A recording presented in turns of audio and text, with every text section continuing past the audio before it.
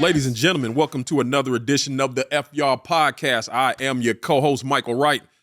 And next to me, as always, is the man you came to see, the one and only, the legendary Mr. C.T. Fletcher. Pops, what's the word today, sir? Man, I am so excited to finally sit down and have a real conversation with the Mauler. The Mauler is here, man, and I'm excited. I'm a big old fan, and I get to ask a whole bunch of questions that, X-rated shit.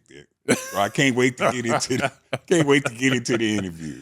All right, ladies and gentlemen, today's guest is the kind of guy you swear was written into a damn comic book until you realize it's all his real life. He's been a pro wrestler, world-traveling stuntman, a strongman champion, literal cage fighter. He's going toe-to-toe with elite MMA fighters in Japan, lifted weights that would crush the average man.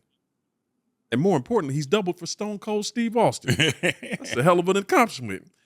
Including the time he almost got his nose broken, which I want to talk to you about on set, sir, when we get to that part. Actually got my nose broken. Man. Ladies and gentlemen, please welcome to the C.T. Fletcher Presents the FYR Podcast, Mr. Paul the Mauler Lazenby. Oh, Paul, how are you doing today, sir? First of all, let me thank you for coming on the FYR Podcast. What's going on with you, sir? How are you?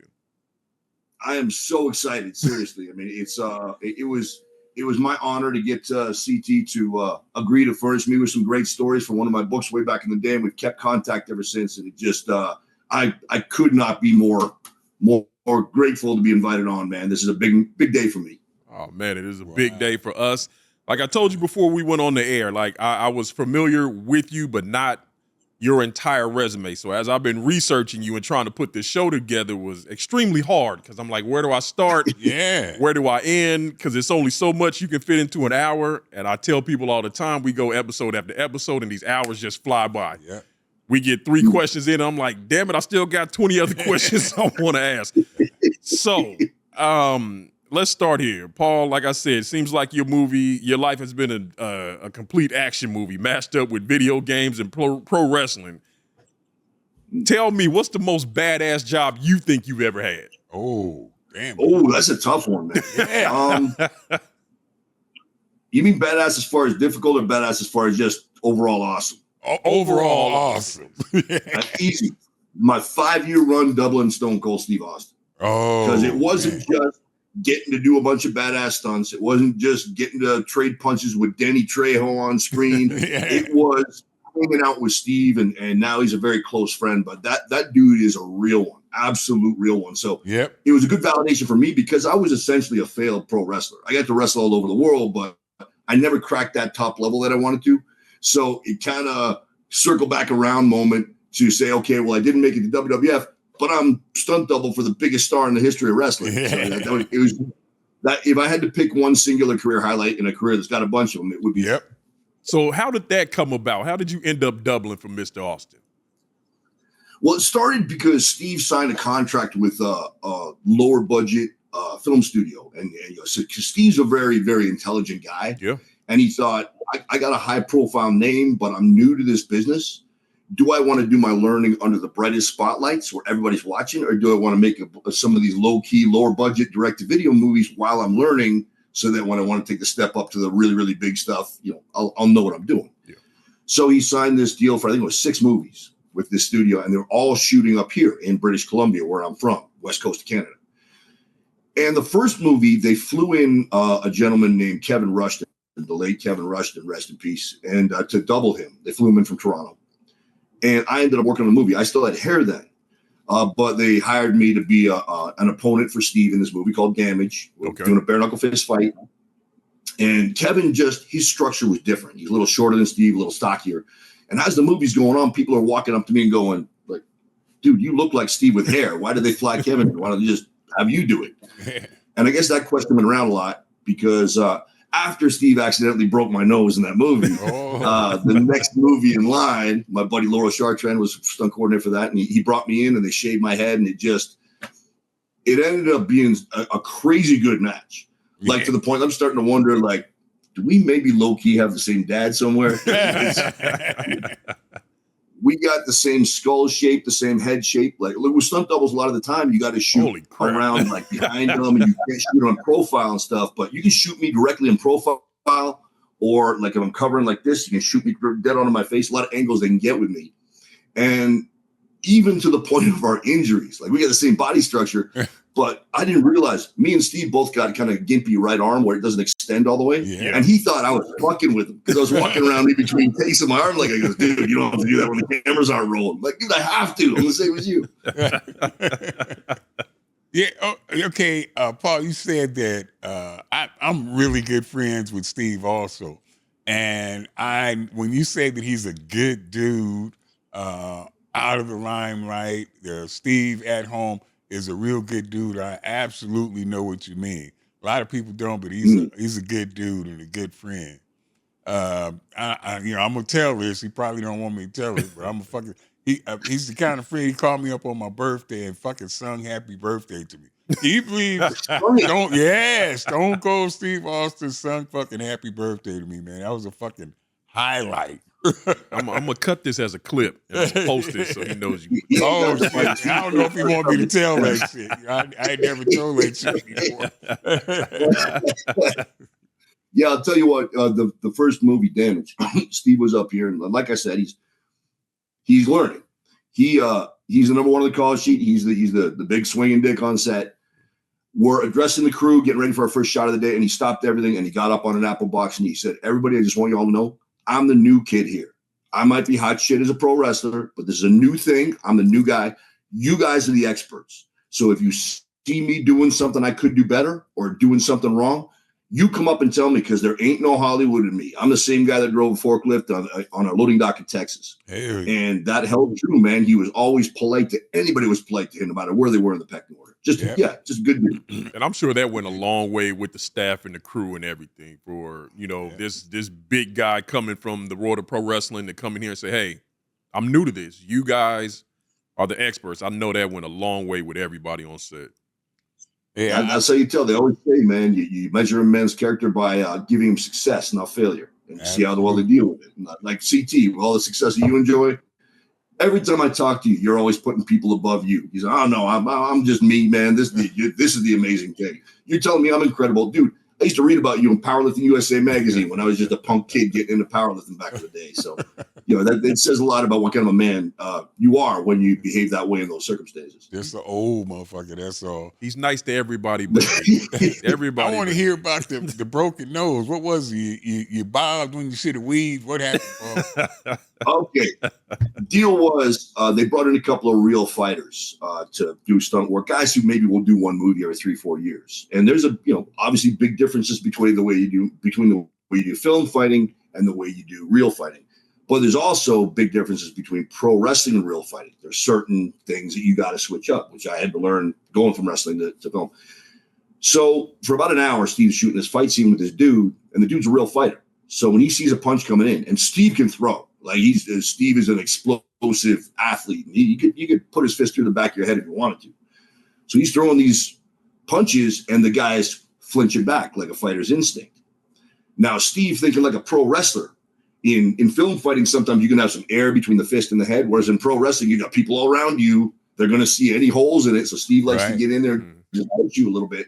So Steve's kind of got that wrestler's instinct where I got to close this gap a little bit so it's not so big. And so Steve's doing his lunge forward about an inch to compensate for how far back the guy's flinching. They finish their stuff. Time for me and Steve to fight. I'm used to doing film fighting. I'm going to stand right in the pocket and let you throw. And Steve was coming close, but he was measuring it every time. And there was just that one time, the last take. And he just came in a millimeter too close. He got none of my face. His pinky knuckle just touched my nose. And this is how badass Steve Austin is. All he touched me with was his pinky, and it put my nose right over there. Oh, and so it whack. And I felt it like, dude, that was like my 16th time getting my nose broken. So I knew what it felt like. Yep, And Steve kind of froze. So I was like, I'm low key. I'm like, dude, go. Because I wanted to save the shot. And I knew it won't start bleeding right away. So and like a pro, he picked right up. We finished the shot. And they're talking about the next shot. And you guys know, you both probably been punched once or twice in your life. You get hit It's pain, and then pain starts going down. Mm-hmm. This pain kept getting worse. Oh, I'm shit. like, oh, and all of a sudden it was like a faucet. A gush, Boom. Like, Like there's blood concussion, gushing yeah. everywhere.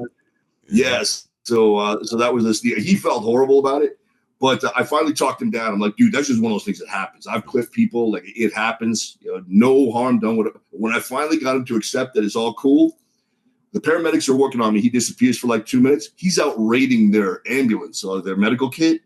He comes back and he's got himself in a sling with an ice pack on his knuckles, and he goes, "You want to stop fucking around with Lazenby to take care of my bruised hand?" So we had Michael Jai White on a couple of months ago, and one of the questions I did not get to ask Michael Jai White that I wanted to, and it'd be a perfect question to ask you now that you've done it, putting together those fight scenes. I'm interested to know how take me through that process, because all we see on the movie, everything is so fluid and it's moving, but how long does those maybe what we see on screen is a 1 minute fight scene, but how long does it actually take to put something like that together? Yeah, 1 minute of film fighting is days. Yeah. Because you got to rehearse it. Everybody's got to be on point, especially if you got multiple combatants. You got to be in there when you're supposed to be in there, out of there when you're supposed to be out of there. And, especially with a guy like Michael Jai. I mean, he's so talented. He's throwing legitimate karate techniques that would kill you. And again, like Steve, he's measuring the distance. So you need to be on your mark when you're supposed to be there so he can throw his thing and trust that he's going to miss you. If you're not where you're supposed to be, if you lean in too much, he's going to take your head off. If you're too far back, it's on you that it looks bad. So there's a lot of rehearsal and a lot of stuff that goes into it. Shorter stuff you can do quick and dirty, but something more involved like a Michael Jai scene that's going to take a little while. Yeah, that, like I said, you see that stuff on the movies, on TV, and you're just like, oh, this looks beautiful. But I don't think we, as the viewer, is truly understanding the amount of work that's going into such a short clip. And like you said, everything has to be on point. And I just couldn't imagine that kind of work that goes into something like that. Who is your mentor? Yeah. Who is your mentor, or who taught you the ropes in pro wrestling? In pro wrestling, I drove. Okay, a shout out to my good friend. I've talked to him about Carlos Leo. You want to talk about a good friend? I was broke, and I just had a dream. I wanted to be a pro wrestler, and I was living just south of Toronto. 2,000 miles away is the Hart Dungeon, where the Hart family. Oh yeah, Stu Hart. Yeah. Yes, and that family was running this, and that was the only school in Canada. This is 1991. My friend Carlos Leo, working Joe, not a rich guy. He comes to me one day. He goes, "I'm going to book off 2 weeks, and because I can use a vacation, I'm going to give you $5,000. You pay me back if and when you can in the future. This is a fund for your future, and I'm going to drive you 2,000 miles to Calgary and help you get set up. Damn. And I'm going to drive myself back." So shout out to Carlos Leo. Without you, I ain't sitting here right now, man. Yeah. And yeah, so at the Hart Brothers School, funny enough, it wasn't Hart that taught me. Keith Hart was there for the first couple of days to make sure all the checks cleared, and then he was in the win. It was a couple of first-year rookies who, in spite of not even having a year in the business yet, were good enough that they actually were justified in teaching people, and that was Lance Storm and Chris Jericho. Those are the guys that taught me. But in wrestling school, during the course of that, I met a guy named Dr. Luther, Lenny Olson, who is now wrestling in AEW's Luther. Yep. Luther, and he's been like my Yoda. He took me under his wing, even though we're the same age, but he had 6 years in the business when I met him. And he's the guy that he opened up some opportunities for me. He got me a spot on a tour in South Africa. He got me some other stuff. And he's the guy that really brought me in the business and showed me what's what and who's who. Wow. So I was going to get to the Hart brothers, of course. I heard legendary stories coming out of the dungeon. Your perspective, what was that like training with the Hart brothers in the dungeon? That school would vary quite widely. And you'd have times where, training would be at the Hart house, in the basement of the Hart house with Stu grinding you and doing shoot holds on you and crushing you to the ground. I was kind of lucky in that the class got too big for the dungeon part of it. So the actual Hart dungeon was in a place called the Silver Dollar Action Center, which was like they had concerts there, and they had a bowling alley there, and casino. And then they had a banquet room, and they put the ring up in there. And so Lance Storm has never been one of those guys who wants to throw his weight around and bully the new guys and stuff like that. He really is very serious. Like his wrestling persona is very close to the way he actually is. Okay. So he was always there with the mind that I need to apply all the wrestling knowledge I have to help these guys get off on the right foot. And, you know, with Jericho helping him was great too, because Jericho was strong in places that Lance wasn't as strong, like on promos and charisma and stuff. And then Lance more athletically gifted and has a great trainer's mind. So between the two of them, like I said, even though on paper they should never have been trained teaching a course, right. I got a better education than I might have gotten from, say, some old veteran who knew more but was just trying to grind me out and get me to quit so he can take the summer off. Got it there? Yeah, that okay. So, what was your favorite wrestling moment, opponent, and wrestling moment in professional wrestling? Where that's and the opponent? That would have been Durban, South Africa in 1995. And I was the best character. I had a bunch of characters over the course of my wrestling career, but by far the most popular one was a character called Death Wolf.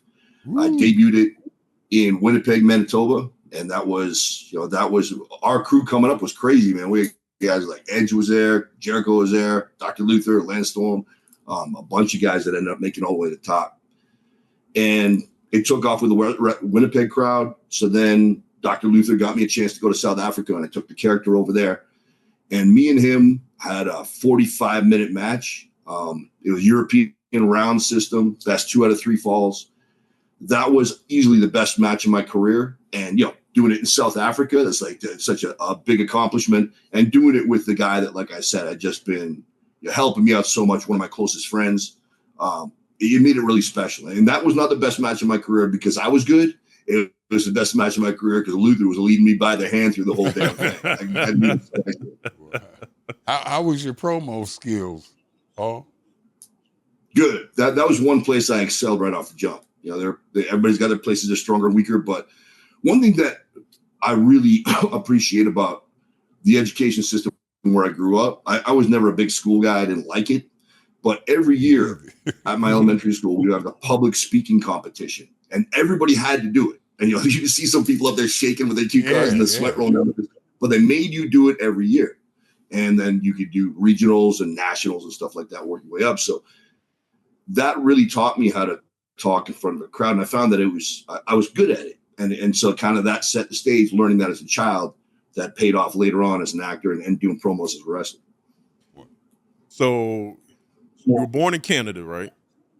Yes. Okay. So normally we kind of do these shows a little different, kind of like to start from the beginning and work our way up. So growing up in Canada, take me back to your childhood. What was your childhood like coming up? Kind of like to start there and kind of get to where you are now.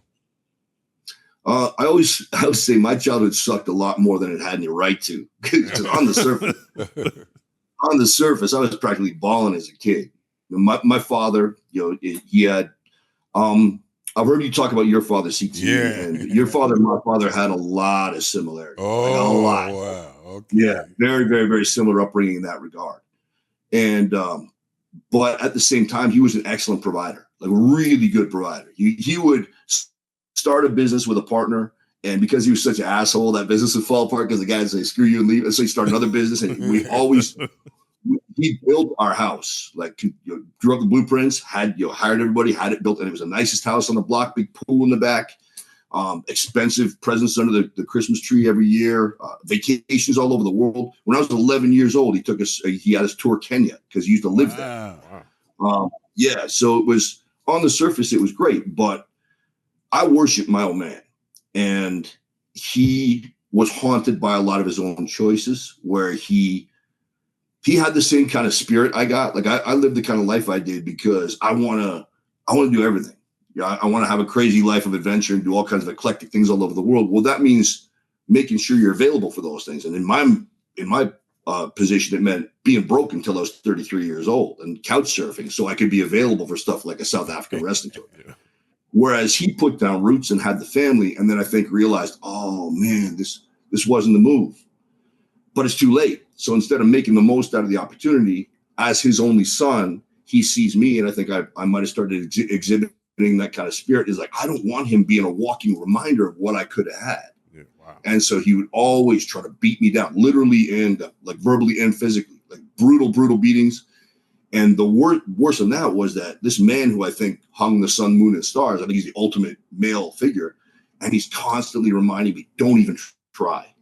You're never going to amount to anything. You're a bum. You're useless, and nothing you do will ever work out. Man. So, yeah. So it was rough coming up. Boy, you ain't lying. They were definitely similar. Yeah. Definitely similar, yeah.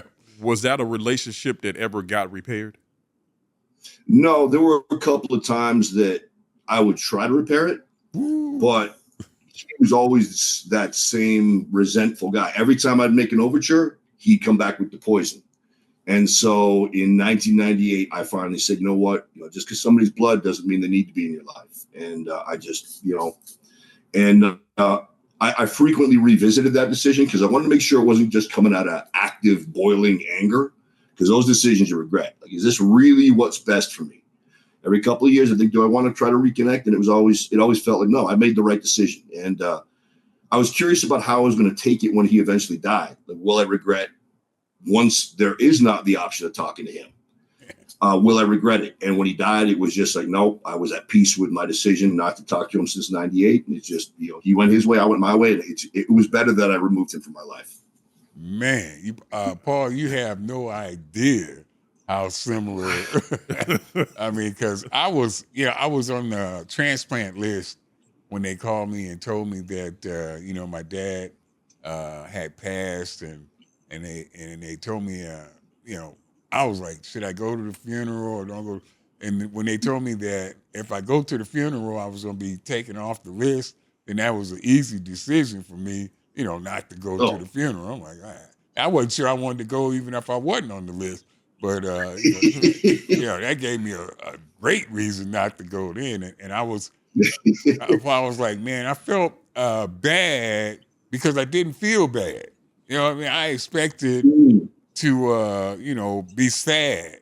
And I wanted to be sad. It's my dad. He was a good provider, like you said. We didn't go hungry, but I could not muster any sadness. I couldn't muster any sadness over it. And so when I hear you talk about your dad, and I'm still waiting. I feel like one of these years I'm going to come to, oh man, I really miss it. But like you said, every time I tried to mend the relationship, I was met with, hey, I say, hey, Pops, I had a real fucked up childhood because I was fucking scared of your ass, intimidated all the fucking time. And he's like, hey, that's what I meant to do. That's how I meant to. I wanted you to be scared of me. I'm like, well, you know what, motherfucker, I ain't scared of your ass now.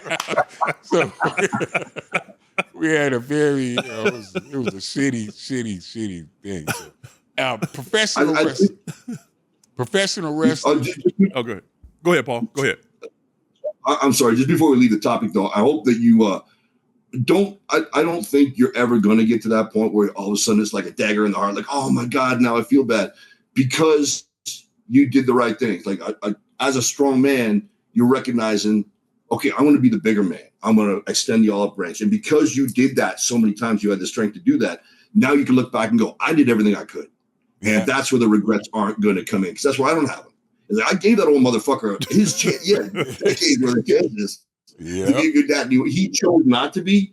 That ain't on me. I did my bit. I did more than my bit, and so did you. So I think we're both going to go through life being content with how we dealt with it. Yep. Absolutely. So, but before we leave that topic, the one thing Mr. Fletcher here has always said, he's a mama's boy, as am I. Yeah. So, what was your relationship like with your mother? Good question.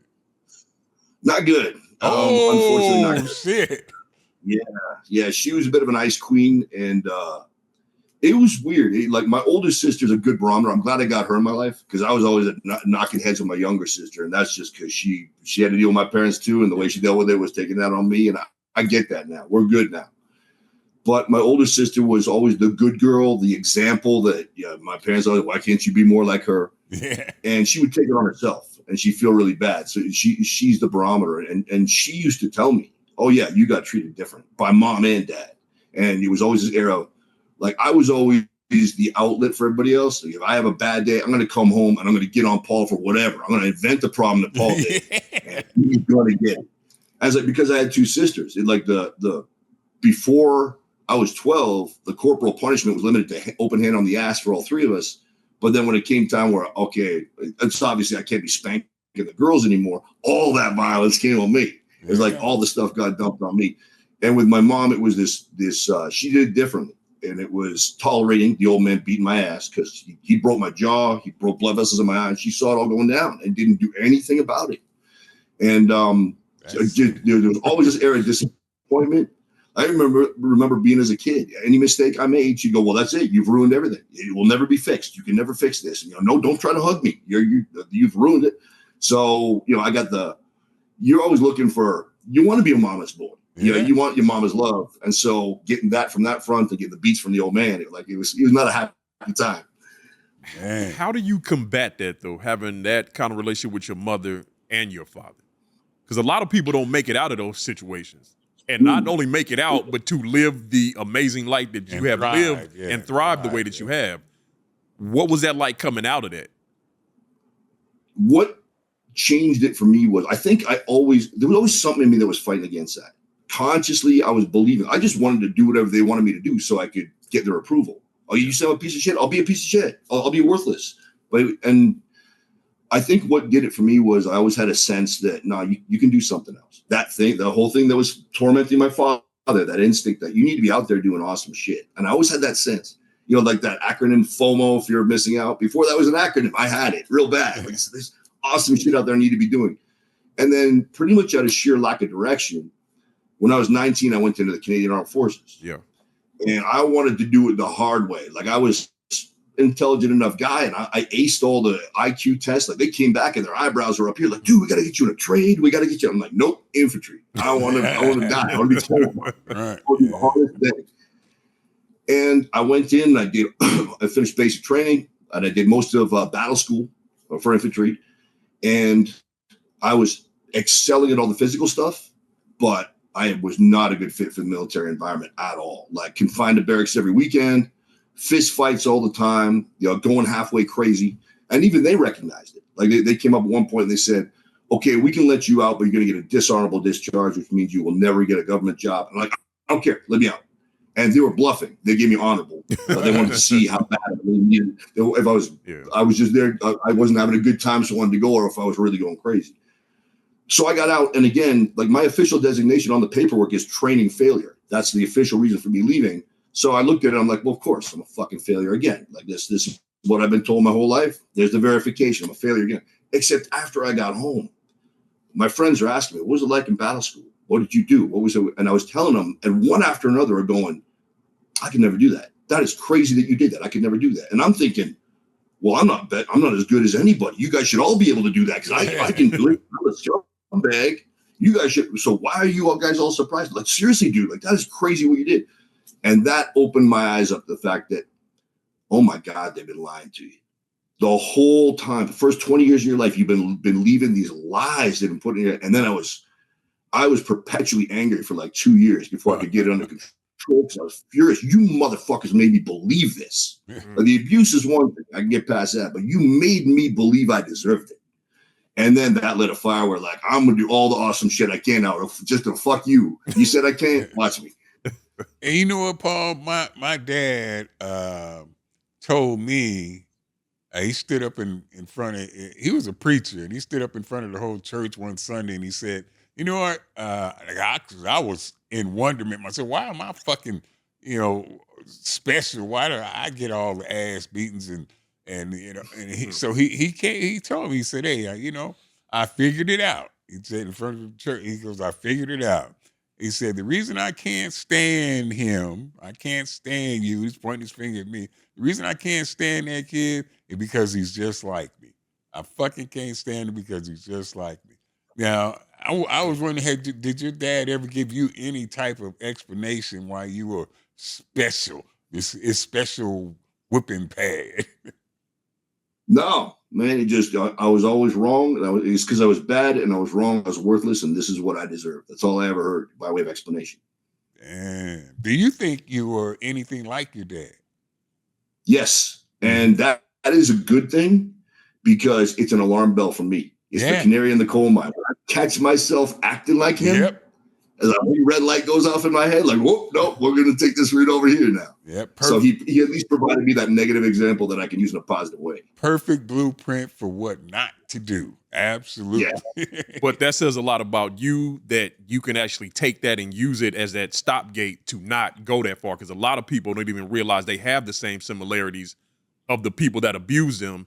And then they take that on and then they pass that on to their children. And so there's not that red light that says, okay, I'm acting like my father, I'm acting like my mother, and they can't stop themselves. So that actually says a lot about you and the mental strength that you carry, that you can actually use that as a stopgate. So much applause to you for that.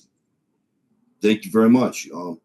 I think it's about putting the ego aside, because the first time I had that epiphany, like when I started seeing my dad's face in my face as a young man, and then I started realizing I talked like him a little bit. I do this and I was so angry. I pushed back against it for a second. I'm not anything like him. I was like, no, you are. But my old man could have been the best father ever. Like he was one of the most remarkable and intelligent and accomplished people I ever met in my life. He could have been an amazing father. So like, okay, I'm like him. Put the bad shit aside and all that energy and all that, the things that I share with him that are good, let's use those instead. So it wasn't entirely a bad thing to learn. And like you said, as long as I don't let the ego get involved, it's like, no, you got to know, you got that man's DNA. So just recognize it and steer around it. And I think that has helped. I'm sure it has helped you. Like I said, with all the amazing things that you've done, it would be easy to let the ego part take over sometimes. So it's always interesting to me how certain traumas, we can use those to kind of help us along the way on our journeys. Because like I said, you've done some amazing things. So your ego could be through the roof right now, but what you dealt with in your childhood was kind of that thing that stopped maybe that ego from getting too big and keeping you grounded. It's one thing I'm grateful for is instead of having parents that told me I was special, I always like to look at you and Samson, CT, because I'm watching Samson get stronger and stronger and stronger. And yet he's never chest thumping. He's never shown out. It's just like, this is what I'm supposed to be doing. I'm doing it. And he's improving. I know that's because you didn't tell him anything about him that wasn't true, good or bad. So he's obviously in the sense of what he ain't as well as what he is. And when you can be in that pocket in between, that's a good thing. And too many people today, mommy and daddy tell them you're wonderful and you deserve everything. You're the most special person in the world. They got to come down from that. And I think it was easier for me being pushed down in the gutter where I didn't belong. And then when I recognized where I was, it's easier to come up to a point where I belong. But at the same time, because I part of me still believes I doesn't belong in the gutter, it holds me back from trying to get up too high and getting too big for my britches. Yeah, man, a whole lot of the things that I was able to accomplish as a youngster was because I'm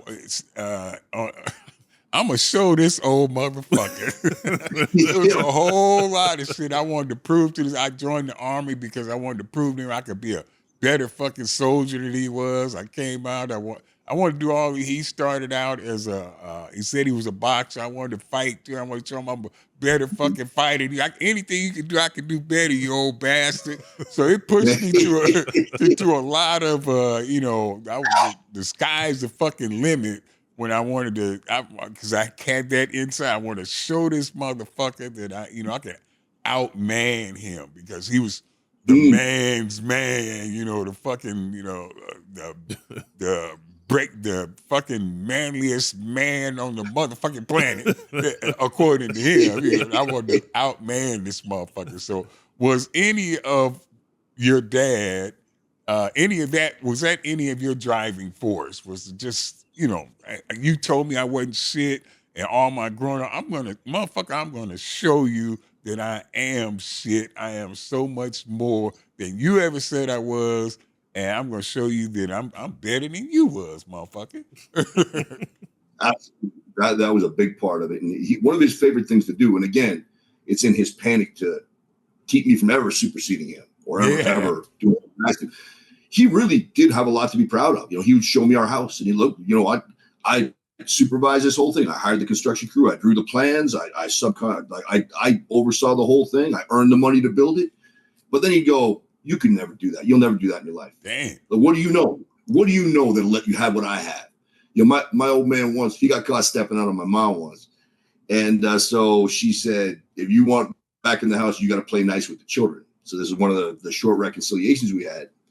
And he had, since I was 7 years old, he had a Jaguar XKE. Yellow Jaguar XKE. Beautiful car, yeah. I was allowed to wash it and polish the rims. That's it. That was what I did. Wow. So as a gesture from mom, there's nothing to do with him trying to be nice to me, but he's just trying to get him back in her good books. And he asked me to go out and get something for him at the corner store. And he goes, take the Jaguar. Oh, shit. Hey, I snatched those keys and ran. It took me 3 hours. It's 3 hours to get to the corner store. Did he have the wire rims? Yes. Yeah. Which when you're a kid, you got to polish every spoke of those. Yeah, that's difficult. All right, so but, when I got home, I thought that was a nice gesture, at least that he did that. And then when he took the keys back, he went, "There's a little taste of what you're never going to have." Damn. Wow. So it just that's one of the times I realized this is a lost cause, man. But then it was like, okay, I you know what? I don't even want, like, I've had times in my life I got bought a Jaguar XKE. I don't want it because that's his thing. Yeah. I got my thing. And I got my pile of accomplishments now, and I look at them. I'm like, yeah, fuck you, Bob. Yeah. Fuck you. Like, I did all this when you told me I couldn't do nothing, and there was a strong element of wanting to prove him wrong. In fact, we had one of the sweetest moments was the last thing he said to me before I got in the car with Carlos to drive 2,000 miles to chase my dream pro wrestling is, he said, "This is never going to work out. You'll be back." And the next time I saw him, I gave him a videotape of me, my first commercial TV wrestling debut as Death Wolf. There you go, motherfucker. I'm already on. All right. Do you have another wrestling question? I was going to move on from wrestling to bouncing. Oh, yeah. Go ahead. Okay. So when we first connected, you asked me about you were writing the Famous Bouncers book, and I never considered myself famous, but anyway, I was damn sure a bouncer, and we had some hell of a stories, and I want to know your favorite when you were a bouncer, and you were really, really. This was just something I did after work for the post office. I go to work 8 hours a day, and then I go and bounce at the club for another 4 hours, 5 hours at night, just to fucking pay the bills and shit, but. You, what I would be considered was a professional bouncer. I want to hear, because I got some wild ones, and I know you got some wild ones. So what was your wildest experience as a bouncer? All right. This one's not exactly PC, but then neither is this podcast. You're on the right podcast to tell it. Yeah. And yeah, I'm working on the third series of the books. I was over the moon to get a CT Fletcher chapter for it. So when we were bouncers, part 1 and 2, you're in part 2, CT. Yeah. I put myself in part 1, and I didn't want to do that because, like, this book is about the subjects. It's not about me. But this story was too awesome not to put it in, so I put it in. I was running security at a club called Revolution. It had about 2,000 capacity. It used to be a roller rink, so the dance floor was huge. Yeah, that's a big fucking club. Yeah, man. And so that means if you're gonna fight, you know. Fights can spread like cancer, where it's like the cells multiply really quickly. Yeah. So sometimes it's better to have a small place where it can only spread out so far. So we'd have fights with like 200 people involved. Wow. And we had one that got real bad. Yeah, this little guy named Vern Milano. He looked like a rat. He was about 5 feet tall, and he had all his bigger preppy buddies around him. And he started one that was really bad. One of our guys got trapped outside and nearly got beat to death. It was awful. Damn. So I banned him for life. And we had this one dude. He was like, he couldn't fight for shit, but he had a computer in his head. So he would remember everybody. He'd see 2,000 faces in a night. And he'd remember everybody. If he saw you 2 months ago, he'd remember you. So perfect guy to have at the door. And I showed him Vern's face and said, this guy never gets in here again. Well, 6 weeks later, me and my buddy, my right-hand man was this guy named Johnny. This is around 1993. And Johnny was about 230 pounds, MMA fighter, powerlifter, strongman, but he had a big white boy with a big head full of dreadlocks, which you didn't see a lot back then. He was a weird looking, he turned a lot of heads, man. He's just an odd looking dude, made people uncomfortable, which is great time to style. Yeah. And one thing Johnny had said to Vern when we he showed up at the club a couple of weeks after the fight, and that's when we told him you're banned for life. And Johnny gets right down on his face and goes, Vern, if you ever come back here again, I'm going to pull your pants down and I'm going to fuck you in your asshole. Damn. And Vern, dead straight expression. Vern.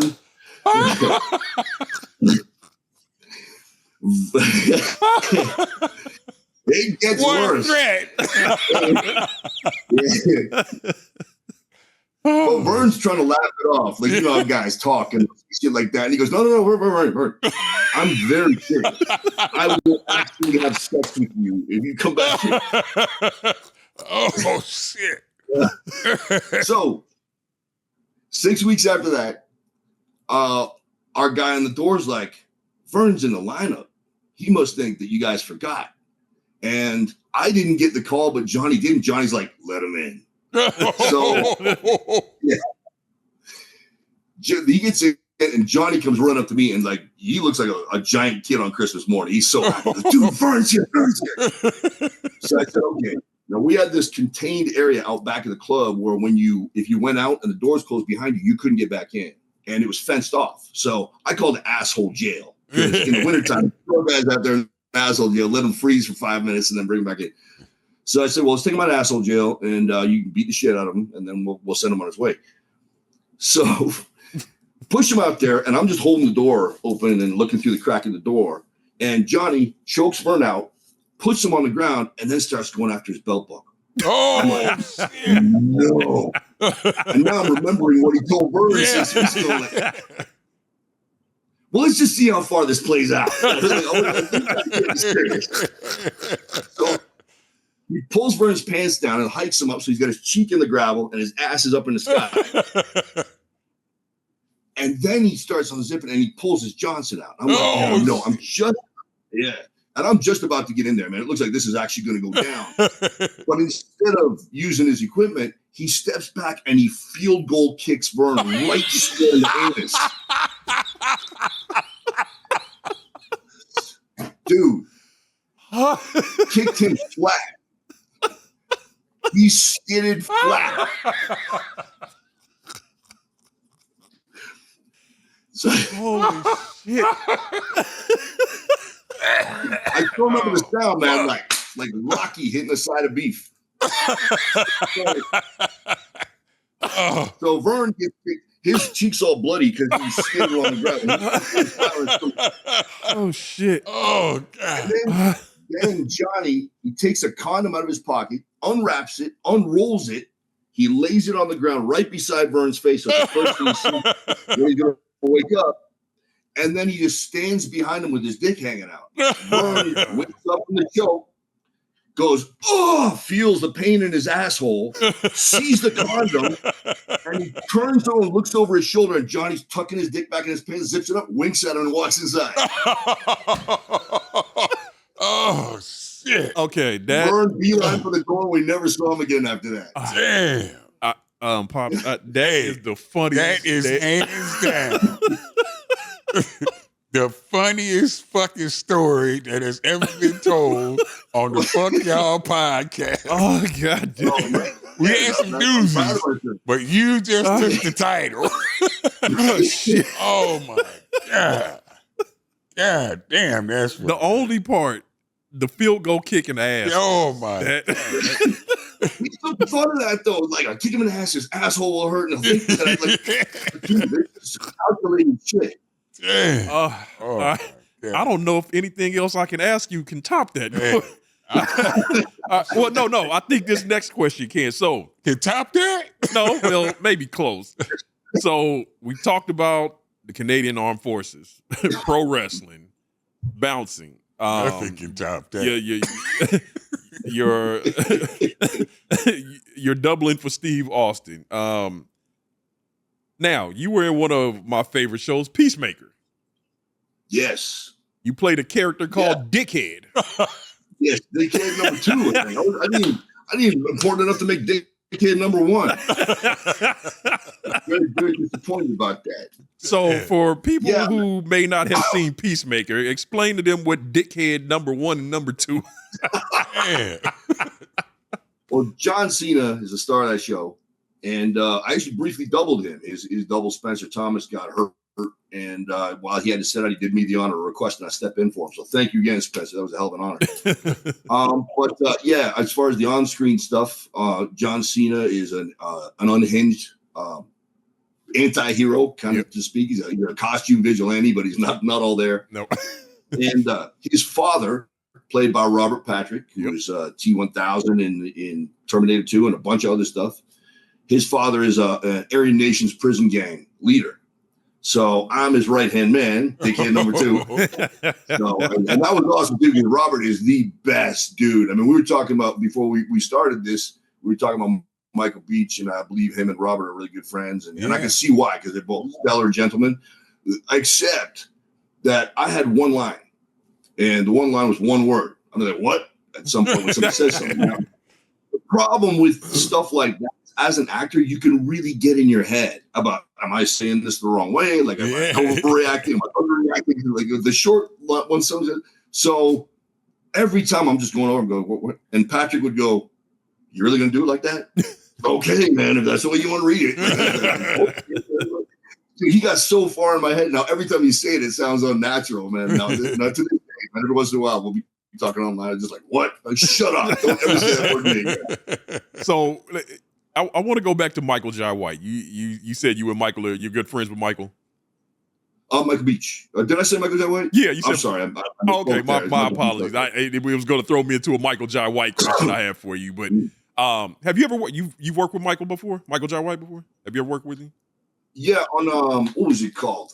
Tactical Force, one of the Steve Austin movies. Very briefly though. It sucks because I was last summer I was bouncing back and forth between Vancouver and Ontario, working on a fantasy movie called Death Stalker, and then The Smashing Machine with Dwayne Johnson over here. Yeah, and there was a chance that I was going to be able to stop off in Winnipeg and work with Michael Jai in a proper capacity, but the scheduling didn't work out. That was a disappointment, man, because I haven't done a fight scene with him yet, and I want to. Yeah. So, but I think I can still ask you this question. When we had him on the show, I always say, like, I don't know, people have that look in their eyes. So when I posted the video did really well, but a bunch of people in the comments was, oh, Michael Jai White's not a real fighter, and blah, blah, blah, and all of this crap. For somebody who has fought, and you brought it up earlier when we brought him up about just his perfect technique, and Joe Rogan has said the same thing. So many people have said that about Michael Jai White. And I'm asking you because you are a legit fighter. You look at somebody like a Michael Jai White, please explain to people how dangerous Michael Jai White can be if he wanted to be. Dude, it's he is beyond legit. And it's the thing is, the problem is when UFC first started here, that broke the myth of traditional martial arts. I mean, CT, you were Taekwondo, is that right? Yeah. Taekwondo? Mm-hmm.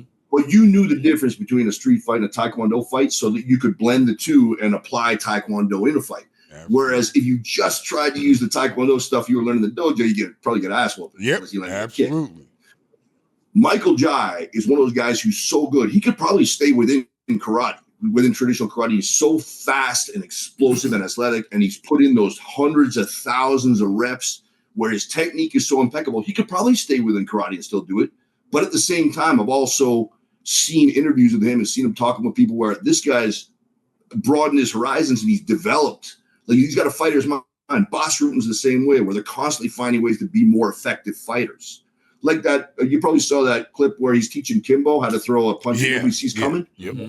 Dude, and it's like, it's so simple, but nobody but Michael Jai's ever thought of doing it, man. And it makes perfect sense. And every time I see him, I see a lot of subtleties that indicate he's mixing a lot of that stuff in there.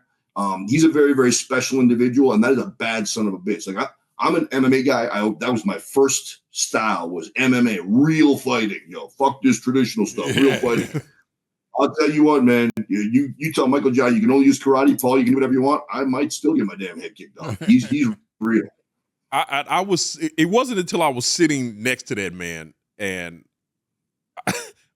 people just have that look, and like he was a super nice guy. Couldn't have been nicer, amazing.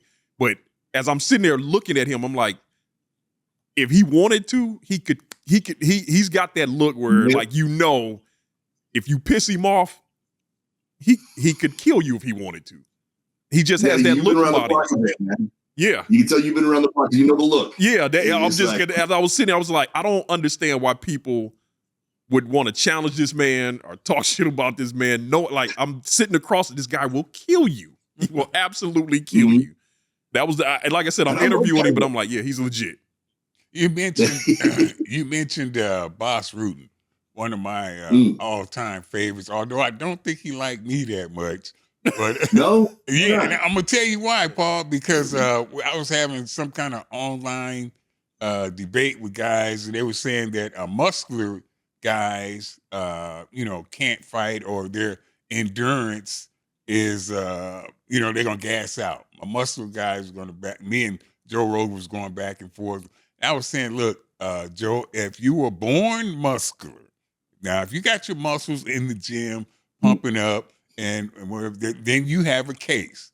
But some guys are just born more muscular than other guys. And if you were born muscular, it's a lot different born muscle than built muscle in the gym. I said, and then I pointed out Boss Rutan. I said, hey, Boss looks like that he's, lifts weights and stuff like that, but he's just born muscular, and it just does.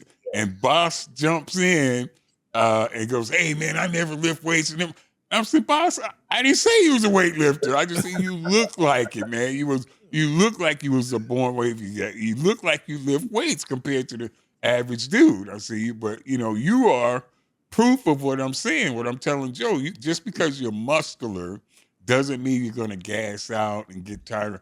If you were born muscular, then, God gave you the equipment to go along with those muscles to make sure you don't gas out.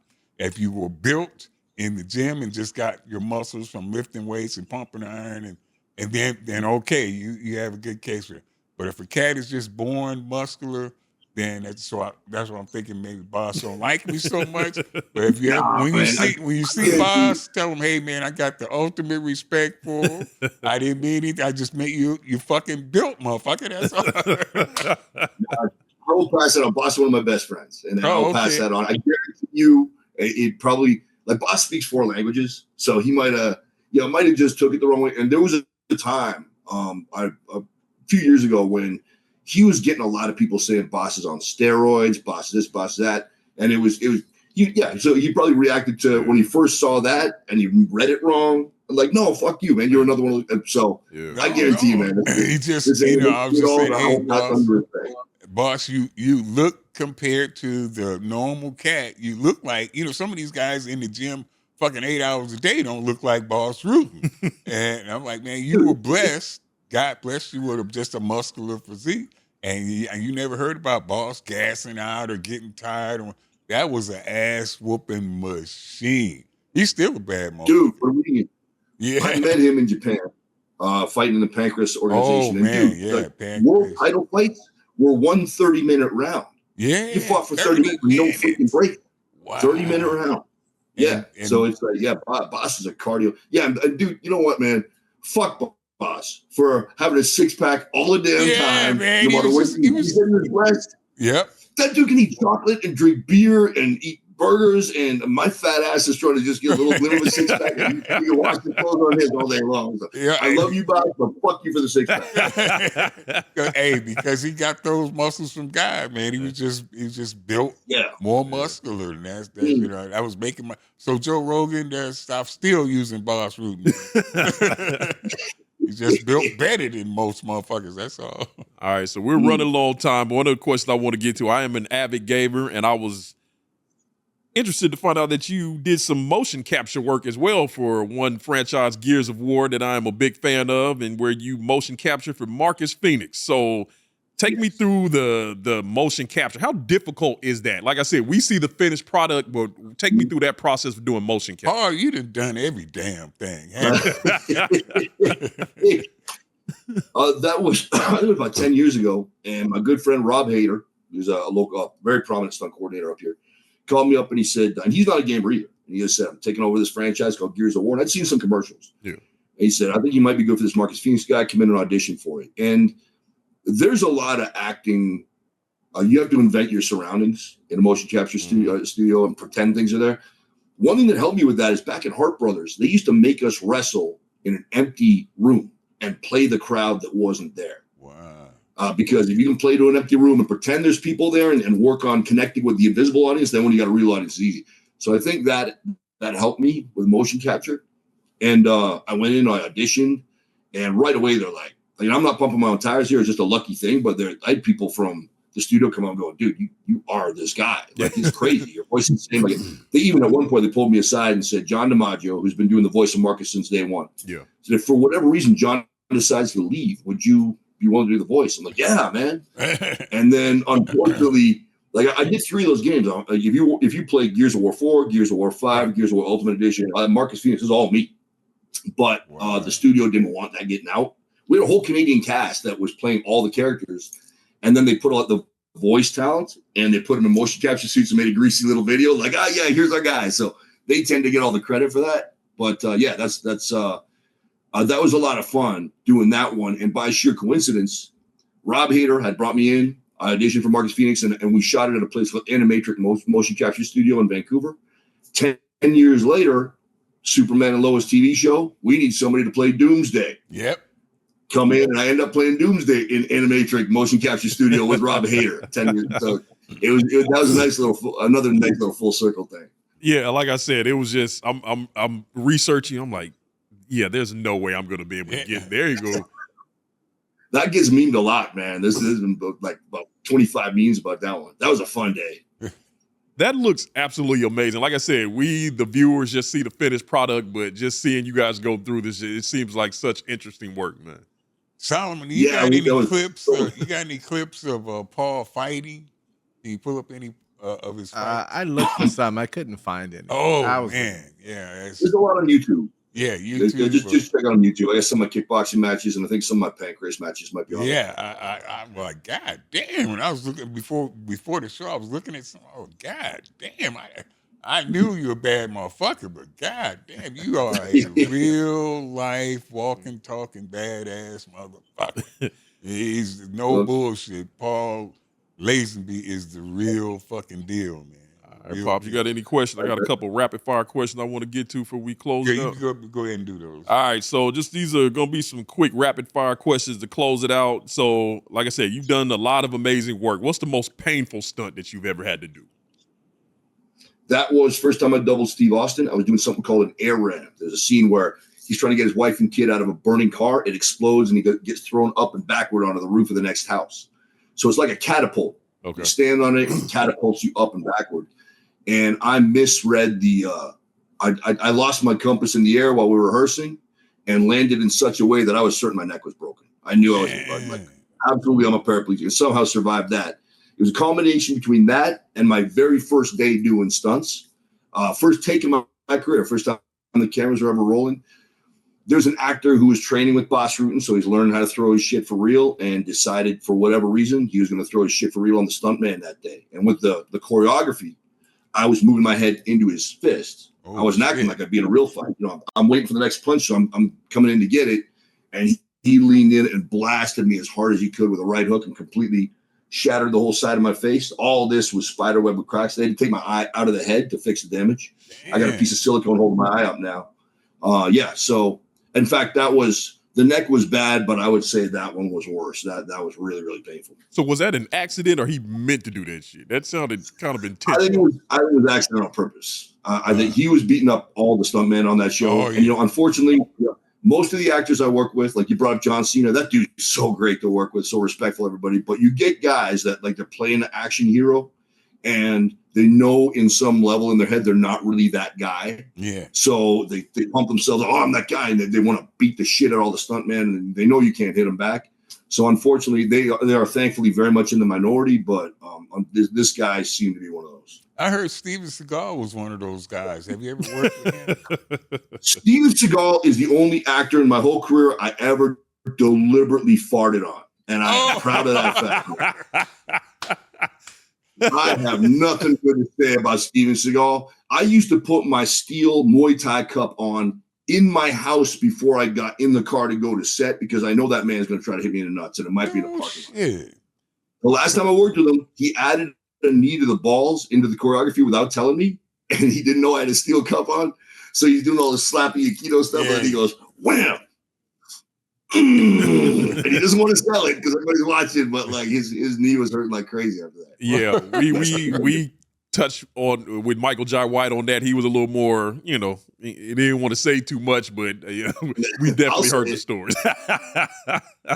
He tried to cripple a friend of mine, so I have nothing good to say about that. Wow. Well, so there you true. go. Yeah, he's an asshole. Hey, it is what it is. What's your favorite role that you've ever played so far? Oh man, I'd have to make a short list, but I would say Marcus Phoenix would definitely be up there. Doomsday was that was I told the guys when I got the role, like I consider in Marcus and Doomsday, I said I have most of the time I have roles and I take those very seriously to play the role. Then I have responsibilities. Doomsday next to Lex Luthor, that's the biggest Superman villain ever. So absolutely, it was really cool getting that one. And Deathstalker, I mentioned that before. Yeah. You know what? That's going to be my favorite because that's the first time that somebody's really put the ball in my hands and given me a role to that level. Daniel Bernhardt, the star of the movie, he called me and said, dude, I found the role for you. You got to come in and read for this. Director Steven Kostansky brought me in, and that's coming out this year. It's a continuation of an old Roger Corman sword and sorcery franchise. Oh, okay. And I had so much fun. Yeah, that's Adam Man. That was before I played Doomsday. I was Adam Man on that same show. Wow. And by the way, Tyler Heckman, that guy looking like that, should be a total douchebag, total opposite. He's the nicest dude you ever met, man. Blessed by God, successful for his whole life, and you would never know it. Nicest dude. Yeah, man. Okay. 2 more questions. One actor you like to fight in a cage match for real, or just for fun, of course. Steven Seagal. Steven Seagal. Get in the cage right now. I want him to take my jeans off. Let's go. All right. Open offer. And the last question we ask all of our guests, this is probably going to be one of the most ignorant questions you'll ever be asked on a podcast. Definitely. But, Mr. Paul, you get the chance to slap anybody, dead or alive. Doesn't matter which. Who you slapping, Mr. Paul? No consequences. Man, no, you just get to slap the shit out of him. Slap the shit out of him. Yeah, but dude, I got such a long list. Man. How am I gonna pick one name out of that? Give me your top 5. Let's try. Steven Seagal. Steven Seagal. Yeah, Steven. You gonna get your ass kicked and slapped around a little bit. All right, Pops. Any closing words before we get out of here? Hey, just a word to say thank you. Thank you so much, man. It was so good. We've been communicating on social media and all that shit. But it's so good to finally have a conversation with the Mauler himself, Paul Lazenby. Nothing but respect for you. Thank you so much for being on the show. Well, thank you, man. Dude, you provided so much inspiration for me. In fact, real quick, when I was going to audition for Doomsday, I was hurt. And it was a very physical audition, as you can see from that footage. That was the Doomsday footage you showed. And it was, I was warned. Like, they didn't expect me to be able to get all the way through the audition because they said, you're kind of old. And the last thing I watched before I went to the audition was CT, your video where you talked about you make friends with pain. You say, Pain, you come along. We're going to do this. I'm going to bring Pain with me. You're going to be my workout buddy for the day. I put that in my head and I went to rock the audition and book the role. So that is one of many times you provided needed inspiration, man. I appreciate it. Okay. All right. And like I said, Paul, these hours go by so fast. So I'm just going to put it out there. I got to have you back for a part 2 one day because there's so much shit I did not get to.